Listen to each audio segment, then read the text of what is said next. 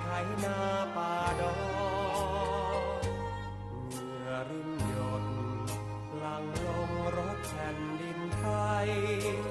จนผิวพรรณเกรียมไม้แดดเผามิได้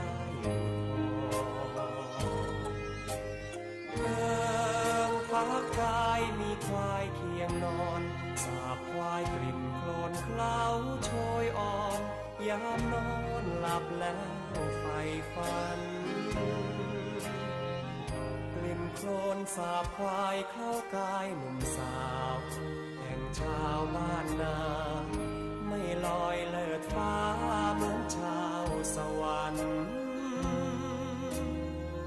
หอมกลิ่นน้ำปรุงฟุ้งอยู่ทุกวันกลิ่นกระแจจัน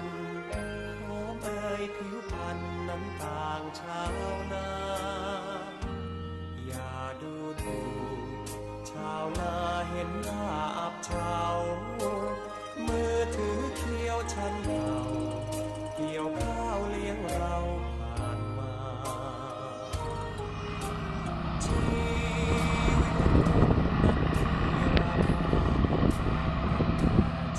ิตชาวนาดูชาติสาโคลนสาบควายเข้ากายหนุ่มสาวแห่งชาวบ้านนาไม่ลอยเลิศฟ้าเหมือนชาวสวรรค์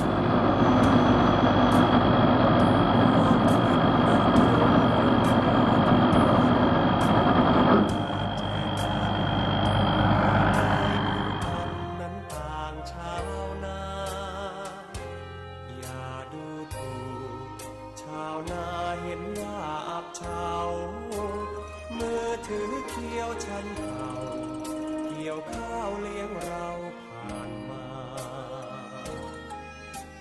ชีวิตคนนั้นมีราคา